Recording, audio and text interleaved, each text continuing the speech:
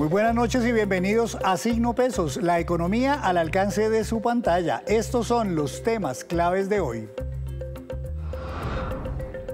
Pilas con el acoso sexual. El Congreso aprobó una nueva ley que fortalece las sanciones por el acoso sexual que se presente en el ámbito laboral. Un experto nos explicará cuáles son los cambios que trae esta nueva norma.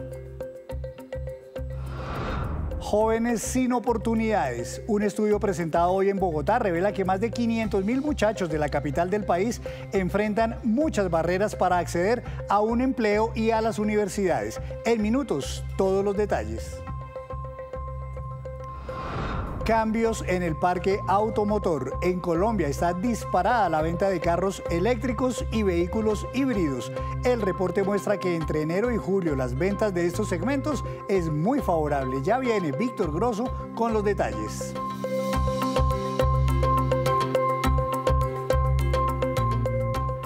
Comenzamos esta emisión de Signo Pesos hablando del acoso sexual que se registra en muchas empresas del país, una práctica que es más común de lo que la gente cree, pero que muchas veces no se denuncia. Y ahora, escuche bien, hay una nueva ley que ya está en plena vigencia y que fortalece la lucha contra quienes hacen acoso sexual. Y para hablar del tema, saludo a un experto, es el doctor Vicente Umaña, socio de la firma de abogados Pose Herrera Ruiz. Doctor Umaña, bienvenido a Signo Pesos, buenas noches. Henry, buenas noches, muchas gracias por tenerme en su programa.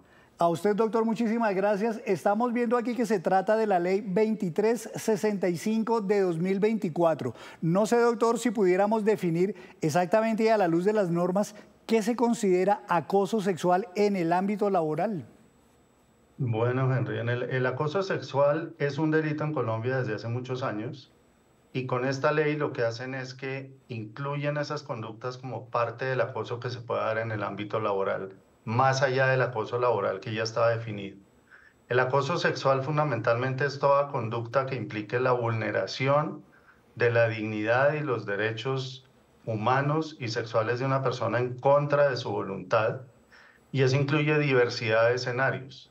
Incluye agresiones verbales, agresiones físicas, y que ponga en peligro la integridad sexual, el honor y la intimidad de las personas.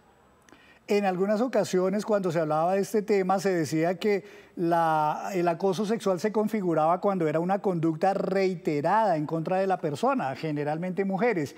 Pero no sé si esta ley trae cambios en ese sentido, digamos, si ya no lo considera que tiene que ser necesariamente una actitud o un comportamiento reiterado. El acoso sexual no necesariamente tiene que ser reiterado y con esta norma lo que se busca es prevenir cualquier conducta repetitiva o no que se pueda dar en el ambiente laboral, no solamente entre los trabajadores de una empresa, sino también entre los prestadores de servicios o contratistas, es decir, amplía la protección contra conductas de acoso sexual a otras personas no necesariamente empleados e impone, como veremos más adelante, algunas obligaciones a los empleadores en ese sentido. Claro, entiendo que, por ejemplo, practicantes, pasantes, lo que usted mencionaba, contratistas, prácticamente todas las personas que estén dentro de una empresa podrían ser víctimas de acoso sexual y a todas ellas hay que protegerlas, ¿verdad? Así es, pueden ser potenciales víctimas de acoso y todas son sujetos de protección, no solamente la protección de la que hablábamos que ya existe por tratarse de un delito, la protección del Estado, sino que el empleador debe buscar mecanismos, protocolos, políticas y acciones efectivas que eviten que esas conductas se presenten en el lugar de trabajo. Antes de hablar de esos protocolos, doctor Umaña, explíqueme por favor si el acoso sexual, algunos lo entienden así, se configura cuando es un jefe el que, digamos, comete estas conductas contra, digamos, una mujer o contra un subalterno. Pero, ¿es verdad, solamente se configura cuando es de un jefe hacia un subalterno o puede también darse en otros sentidos?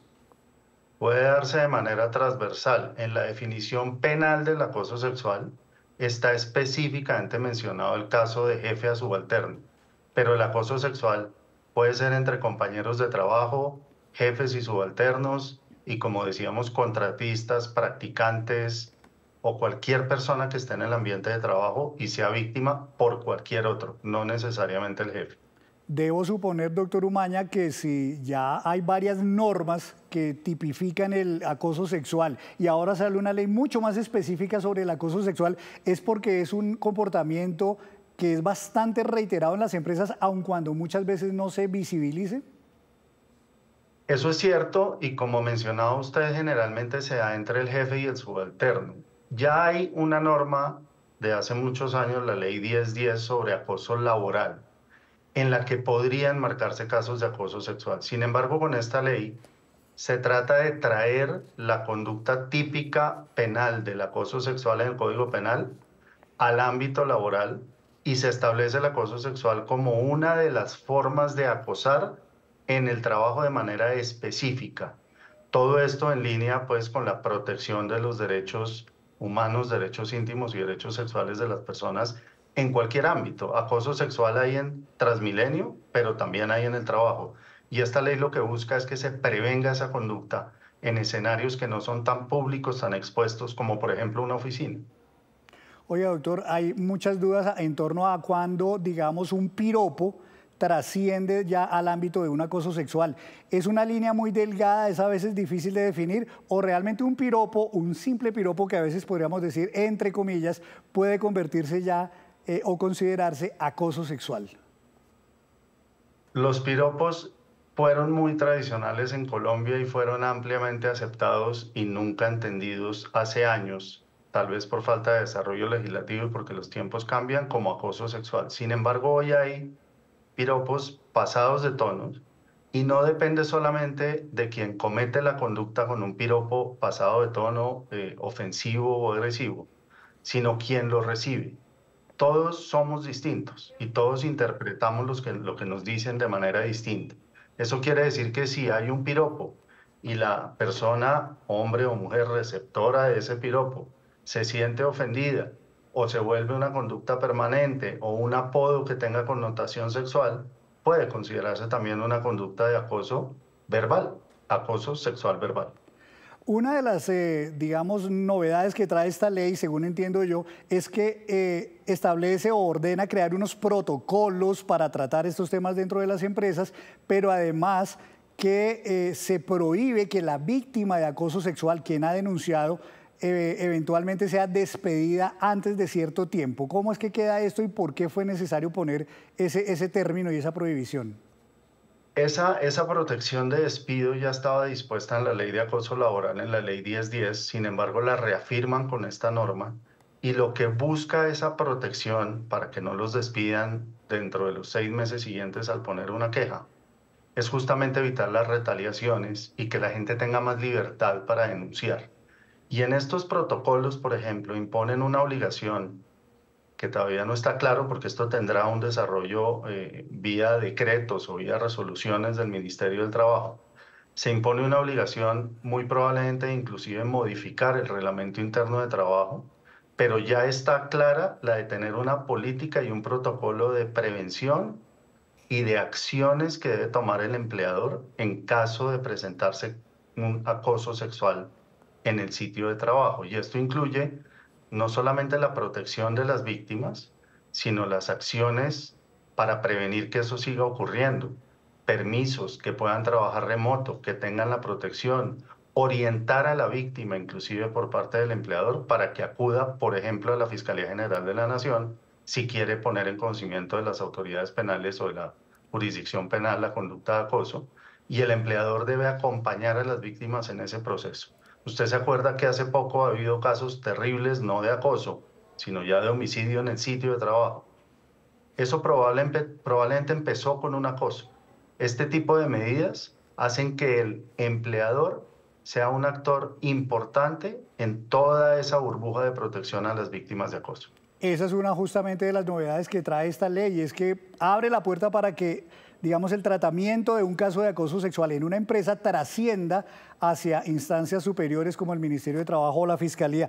¿Cómo puede, doctor Umaña, una empresa evitar, digamos, ese ambiente propicio a veces para el acoso sexual y que es una de las, digamos, órdenes que da esta ley a las empresas?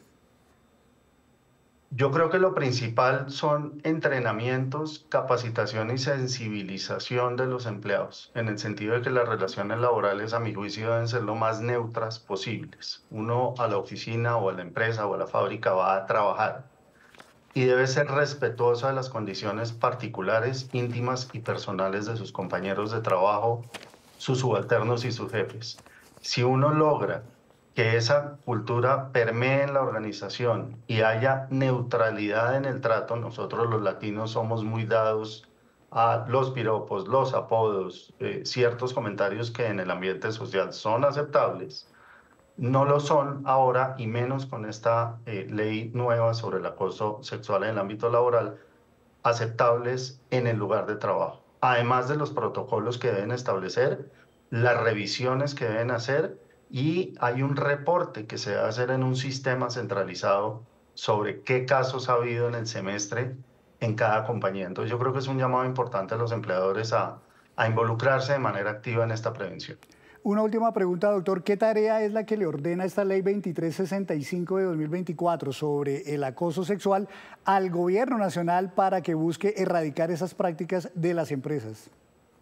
El gobierno debe crear los sistemas de registro sobre los casos de acoso sexual y dentro de los 12 meses siguientes a la expedición de la norma, deberá definir los elementos que no quedaron definidos en la ley y quiénes van a ser las autoridades competentes dependiendo el caso y la tipicidad del caso. En principio es el Ministerio del Trabajo y por supuesto la Fiscalía General de la Nación cuando trascienda. Pero habrá de pronto otras entidades que intervengan como el Ministerio de la Igualdad o como entidades regionales que deben propender por la protección de los derechos, como decía, íntimos, sexuales y personales de todos, incluidos los que ocurren en el trabajo. Doctor Vicente Umaña, muchísimas gracias, muy claras sus explicaciones. Gracias por colaborarnos aquí en Signo Pesos para explicar esta nueva ley. Muy amable. Al contrario, muchas gracias a usted, Henry, y muy buena noche. La nueva ley de acoso sexual que ya está rigiendo en Colombia y que tiene que ver con esa práctica en las empresas. Hacemos una breve pausa, pero cuando regresemos espere cuáles son los países con mayores índices de sostenibilidad ambiental. Ya nos vemos. Gracias por continuar en Signo Pesos y a esta hora llega Víctor Grosso con noticias claves del día de hoy. Don Víctor esta noche se relaciona con vehículos. Con vehículos, pero esos que son, don Henry, buenas noches televidentes, más amigables con el medio ambiente, porque se están disparando las ventas de este tipo de vehículos, básicamente los llamados híbridos y eléctricos. Hoy conocimos el balance de lo que vamos en este 2024 hasta el mes de julio y el balance es positivo. Arranquemos con los vehículos híbridos. Tuvieron un crecimiento del 41,6%, reportan la ANDI y Fenalco, y se comercializaron o se han comercializado este año hasta julio 20.640 unidades. Para el registro, don Henry, este es el top 5 de las marcas que lideran este segmento en Colombia, que lideran el segmento de los híbridos. En primer lugar Toyota, en segundo lugar Mazda, en tercer lugar Suzuki, en cuarto lugar Ford y en quinto lugar Nissan. Aquí ha sido muy importante el tema Bogotá, porque con la aprobación del Plan Distrital de Desarrollo se despejó un poco el panorama, bueno, no un poco, realmente se despejó el panorama para los vehículos híbridos. Existía un cierto temor en el sector de que le fueran a poner pico y placa a este tipo de vehículos. En el Plan Distrital de Desarrollo quedaron definitivamente eximidos del pico y placa y por eso se siguen reactivando las ventas de estos vehículos. Y los eléctricos se venden menos, pero pues el crecimiento es muy fuerte también. Entre enero y julio de este año el crecimiento fue casi del 74%, se comercializaron 3.178 unidades, lo mismo el top 5 de las marcas de eléctricos más vendidas este año. BYD en primer lugar, en segundo lugar Volvo, en tercer lugar BMW, en cuarto lugar Renault y en el quinto lugar Kia, que empieza a participar. El año pasado tenía 0 unidades, ya este año registra 180 unidades. Un último dato, Henry, digamos que vienen creciendo muy bien desde los últimos años estos dos segmentos de vehículos, pero antes no participaban tanto en el mercado. Hoy ya tienen un peso muy importante, sobre todo los híbridos. En este momento el 20% de los vehículos que se venden en Colombia son híbridos, es decir, 1 de cada 5 carros que están comprando los colombianos es híbrido. Y los eléctricos, pues su participación no es tan grande, pero viene creciendo. En este momento, más o menos, la participación de mercado es del 3%. El 3% de los vehículos son eléctricos en Colombia en cuanto a ventas de nuevas unidades. Pues ojalá, don Víctor, que haya muchos más estímulos para que la gente pueda comprar todavía muchos más vehículos de estos, porque sí hace falta para efectos de mantener el planeta. Don Víctor, muchas gracias. A usted muchas gracias. Invito a que hablemos de otro tema, y es que en el desarrollo de la Cumbre Ministerial de Inteligencia Artificial que se desarrolla en Cartagena, con la presencia de representantes de 20 países, allí el ministro de las TIC, Mauricio Liscano, hizo importantes anuncios. Precisamente nuestra compañera Daliana Garzón nos entrega el reporte desde La Heroica. Los saludo desde la Cumbre Ministerial de Inteligencia Artificial que se desarrolla acá en Cartagena de Indias, escenario en el que el ministro de las TIC, Mauricio Liscano, aseguró que Colombia se consolida como un referente mundial en materia de inteligencia artificial y asimismo hizo importantes anuncios. Por un lado, la inauguración de la primera facultad en esta materia y de otro lado, los incentivos tributarios para todas las empresas que le apuesten a la inteligencia artificial. Veamos de qué se trata. La próxima semana inauguraremos en el departamento de Caldas, en el corazón del eje cafetero, la primera facultad de inteligencia artificial de la región, que sumado a la construcción de 2 grandes centros computacionales en Zipaquirá y Bogotá y 75 centros de inteligencia artificial en todo el país, consolidaremos la infraestructura necesaria de supercomputación para la formación y las capacidades de la inteligencia artificial. Colombia se está preparando para incentivar el desarrollo de la inteligencia artificial, como la creación de incentivos tributarios que vamos a presentar en la ley de financiamiento para empresas que construyan inteligencia y promuevan inteligencia artificial en el país. De otro lado, el jefe de la cartera de las TIC aseguró que a la fecha se han invertido cerca de $500 millones en infraestructura para la conectividad. Aseguró que al cierre del gobierno se espera que el acceso a Internet en todo el territorio nacional sea cercano al 85%. Asimismo, que se trabaja en la formación de 1 millón de colombianos en materia de habilidades digitales. Y cerca de 500.000 jóvenes en Bogotá siguen enfrentando graves dificultades para poder estudiar o trabajar. Así quedó evidenciado hoy durante un foro sobre el tema en el que se habló de las causas y las posibles soluciones para esta problemática. Laura Rojas nos cuenta más. En la capital del país persiste un panorama agridulce para la juventud, pese a que han aumentado las oportunidades para acceder a la educación y a un trabajo formal. Hay 500.000 de jóvenes que no han podido acceder a ninguno de los dos. Porque no nos brindan la oportunidad como principiantes. Si no hay una buena base para empezar los estudios y como denominador de los jóvenes no llegan a la universidad, no se educan, pues difícilmente en el campo laboral vamos a tener las mismas oportunidades y la competencia de la final es asimétrica, es desigual. De acuerdo con el informe Jóvenes con Potencial 2024, 556.036 jóvenes de Bogotá, que corresponden al 30,1% de los muchachos, tienen potencial, pero están desconectados de las oportunidades. Una parte del sector público y privado hacer alianzas, por otra parte las empresas. Cada vez las empresas quieren trabajar más con y para los jóvenes, entonces ver cómo bajan las barreras de empleabilidad y fomentan el trabajo con ellos. Y lo más importante yo creo es oír a los jóvenes.